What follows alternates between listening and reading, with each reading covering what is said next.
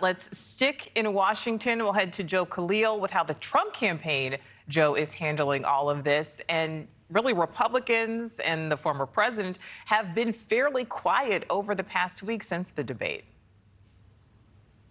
It's been really interesting because you've had so much attention on the Biden campaign, the White House, and Democrats' response to that debate. We haven't heard a whole lot about the Trump campaign's response, and that is largely because they've mostly been quiet, right? Other than just a couple of maybe Truth Social posts from the former president sort of taking a victory lap. But there have only been few and far between. Other than that, the campaign hasn't really said much about Democrats' division right now and Democrats, having this debate within them among themselves about whether to keep President Biden at the top of the ticket or replace him with someone else. There's this old saying in politics that when your opponent is making mistakes, you don't interrupt them. And that has, by and large, been the Trump campaign mantra here, at least for the last couple of days or so. There was, however, this one candid moment where President Trump, former President Trump, was on the golf course and perhaps didn't even realize he was being recorded as a group of supporters came up and chatted with him. This is that moment where he actually does, maybe in an unguarded moment, weigh in on the future of the Democratic ticket.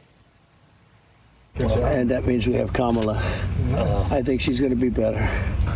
She's so bad. She's so pathetic. It's so amazing. It's just so bad.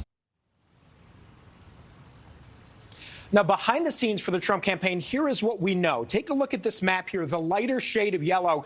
Those are the 6 battleground states that will likely decide this election: Nevada, Arizona, Wisconsin, Michigan, Pennsylvania, and Georgia.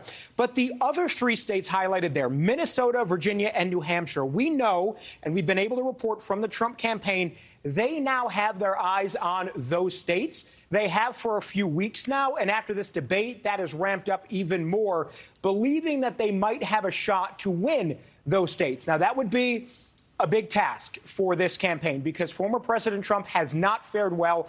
Minnesota has not gone to a Republican in the presidential race in some 40 years. Virginia also has not been friendly to Donald Trump. Neither has New Hampshire. But the Trump campaign, sources we've spoken to say that they actually did some internal polling that leads them to believe they may be able to be competitive in those states. So in that sense, the campaign strategy has shifted a bit, and we'll see whether they decide to pour extra resources or money or however they plan to handle that.